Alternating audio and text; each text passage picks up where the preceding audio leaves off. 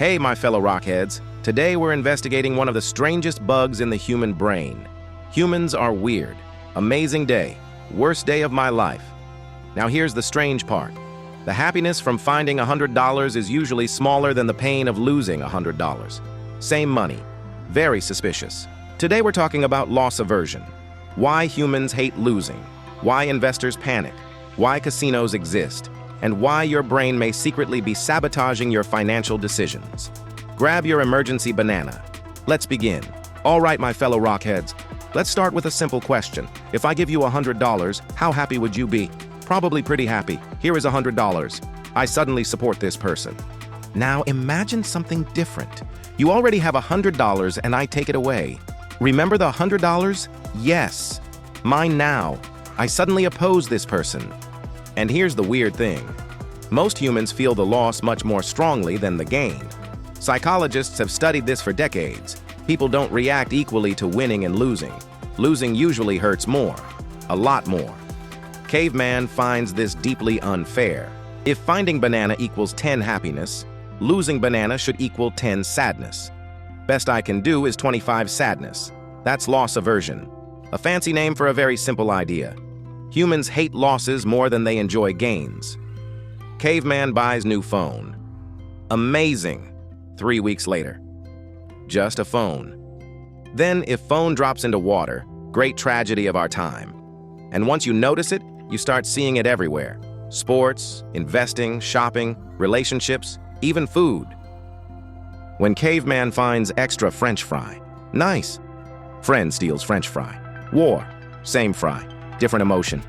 And if you think this only affects small things, wait until we put humans near money, because that's where loss aversion becomes truly ridiculous. All right, my fellow rockheads. Now that we understand loss aversion, let's put humans somewhere truly dangerous. The stock market. Because if there's one place where perfectly intelligent people suddenly start behaving like frightened cave squirrels, it's when their investments start going down. Here's the strange thing. Most people say they want higher returns. They say they understand investing is a long-term game. They say markets go up and down. They nod confidently when someone explains that temporary declines are normal. Then the market drops 10%. Suddenly everybody forgets the previous conversation. Loss aversion takes over. The problem isn't that people dislike losing money. That would be reasonable. The problem is that the emotional pain of losing money is often much stronger than the emotional pleasure of gaining the same amount.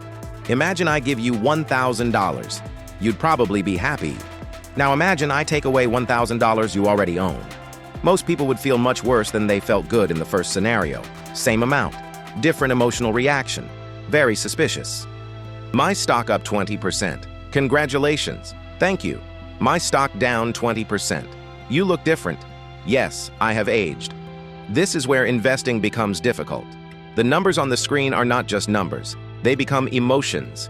Every gain feels nice. Every loss feels personal. What's funny is that nothing may have actually happened yet. The company still exists. The shares are still there. The investment hasn't disappeared. But the human brain reacts as if somebody broke into the cave and stole half the furniture. And that's why market crashes feel so powerful. Loss aversion doesn't care whether the loss is temporary or permanent. It only sees red numbers and sounds the alarm. This creates a strange cycle. Markets fall, investors panic, investors sell, prices fall further, more investors panic, more investors sell. Humans end up helping create the thing they were afraid of in the first place. The ironic part is that most successful investors eventually discover the same boring secret.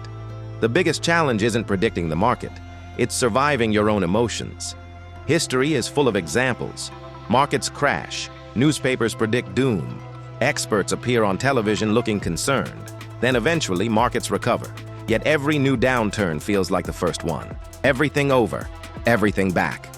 Humans enjoy repeating this experience. That's why loss aversion is so important. It explains why smart people make bad decisions. It explains why investors sell at the wrong time. And it explains why fear is often more powerful than logic. Because in investing, you're not just fighting market risk.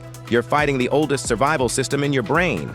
And unfortunately for modern investors, that system was designed to avoid hungry mammoths, not stock market corrections. And if you think investors are easy targets, wait until you see what businesses have learned about loss aversion. Because modern companies discovered a long time ago that humans will work much harder to avoid losing something than they will to gain something new. All right, my fellow rockheads. By now we've learned something important. Humans hate losing things. In fact, they often hate losing something more than they enjoy gaining something. And modern businesses know this very well. Because if you want someone to buy something, there are two ways to do it. You can convince them they'll gain something, or you can convince them they're about to lose something. Guess which one usually works better? Loss aversion is one of the most powerful tools in marketing. Once you see it, you'll notice it everywhere. Limited time offer. Only 3 left. Sale ends tonight. Last chance. These messages all trigger the same part of the brain. They're not really selling a product. They're selling the fear of missing out. Website says only 2 rooms left. Must buy now. Website tomorrow still says only 2 rooms left. Interesting. The funny thing is that many of these tactics work because humans imagine a future where they regret not acting. Nobody wants to feel like they missed an opportunity. Nobody wants to be the person who waited 1 extra day and paid a higher price. So businesses create urgency. Sometimes it's real, sometimes it's not. But the emotional reaction is the same. Think about online shopping. Have you ever gone to buy something you weren't planning to buy simply because it was on sale? The discount suddenly makes the purchase feel necessary. The brain stops asking, "Do I want this?" and starts asking, "What if I lose this deal?" Those are very different questions. Do I need this? Not important. 50% off today only. Emergency. And then there's free trials. Free trials are one of the greatest loss aversion inventions ever created. At first, you don't own anything. Then you get access for free. After a few weeks, it starts feeling like it's yours. When the trial ends, canceling feels like losing something. The company understands this. Your brain doesn't. Streaming service says, enjoy 30 free days. Wonderful. 30 days later, time to pay. You have taken something from me. What's fascinating is that nothing was actually taken. The service was never yours. But loss aversion doesn't care. Once the brain feels ownership, giving something up feels painful. This happens with memberships, subscriptions, premium features, loyalty programs, and even social media apps. The longer something stays in your life, the harder it becomes to remove. That's why deleting a subscription often feels harder than signing up for one. The lesson isn't that businesses are evil. The lesson is that businesses understand human psychology extremely well. They know people are motivated by avoiding losses. They know urgency creates action. And they know fear is often a stronger motivator than logic. Which brings us to an uncomfortable question. If loss aversion affects investors, and shoppers, and subscribers, could it also affect some of the biggest decisions in our lives? Unfortunately, the answer is yes. Because humans don't just fear losing money. They fear losing opportunities, relationships, careers, and even their dreams. All right, my fellow rockheads. So far, we've seen how loss aversion affects investing and shopping. But its greatest trick may be something even more dangerous. It keeps humans trapped. Because once people invest time, money, or effort into something, they become incredibly reluctant to walk away. Even when walking away is clearly the right decision. Imagine you've been watching a terrible movie for 2 hours. You're bored. The story makes no sense. The acting is painful, yet many people stay until the end. Why? Because they've already spent 2 hours. Now imagine a bad investment. Caveman at buffet, already full. Friend says, stop eating. Caveman says, must recover investment, or a failing business, or a career you hate. The same thing happens. People keep going because they've already invested so much. The brain starts saying things like, I can't quit now. I've already spent too much. If I leave, everything was wasted. And that's where loss aversion quietly combines with another famous human weakness, the sunk cost fallacy. Caveman spends 3 hours building crooked hut. Friend says, hut bad. Agreed.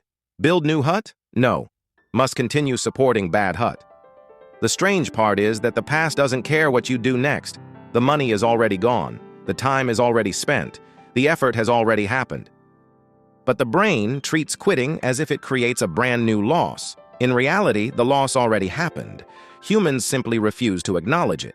Think about investors holding terrible stocks. Sometimes they know the investment is bad. They know the company is struggling. They know better opportunities exist, yet they refuse to sell because selling would make the loss feel real. As long as they keep holding, they can pretend the loss hasn't happened yet. Stock says I am down 80%. Temporary. Stock says for 5 years. Very temporary. This doesn't only happen in finance, it happens in careers. Some people stay in jobs they dislike because they've already spent 10 years building experience. Some stay in cities they don't enjoy because they've already built a life there. Some keep paying for things they no longer use simply because canceling feels like admitting a mistake. Loss aversion turns the fear of losing into the fear of changing, and that's expensive. Because sometimes the biggest financial mistake isn't losing money, it's refusing to stop losing money. The most successful people eventually learn something difficult. They learn that admitting a mistake is often cheaper than continuing one. They learn that quitting isn't always failure. Sometimes it's simply choosing a better path. And yet humans struggle with this lesson over and over again because loss aversion keeps whispering the same thing.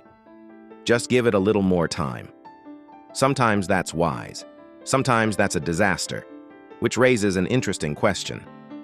If our brains are naturally wired to fear losses, can we actually do anything about it? Or are modern humans permanently trapped by their own psychology? All right, my fellow rockheads. By now you may be thinking this is terrible news. Our brains hate losing money. They panic during market crashes. They fall for marketing tricks. They hold bad investments too long. They refuse to admit mistakes. Very encouraging episode. Fortunately, there is some good news. The goal is not to eliminate loss aversion. That's impossible. Humans have been running this software for thousands of years. The goal is simply to recognize when it's happening. Because once you can see the trap, it becomes much harder to fall into it. For example, before making a financial decision, try asking a simple question. If I didn't already own this, would I buy it today? This question is surprisingly powerful. If you're holding a stock that's down 70%, ask yourself, if I had cash today, would I buy this stock? If the answer is no, loss aversion may be making the decision for you. The same applies to subscriptions, memberships, side projects, and even careers. Would I buy this today? Please stop asking difficult questions. Another useful trick is to zoom out. Loss aversion loves short time frames. It wants you to focus on today's loss, this week's decline, or this month's disappointment.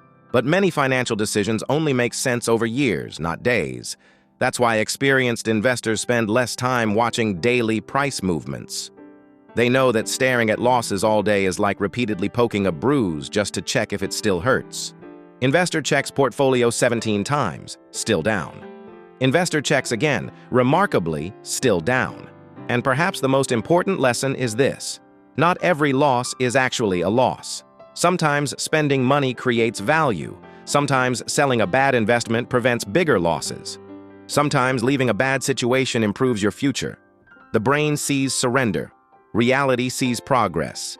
Loss aversion makes every loss feel like failure. Life is more complicated than that.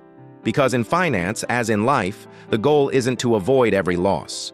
The goal is to avoid the losses that keep getting bigger because you're too afraid to face them. And that brings us to the final question. If losing feels so terrible, why does the human brain insist on making it hurt this much in the first place? All right, my fellow rockheads. After investigating loss aversion, I think I've reached a scientific conclusion.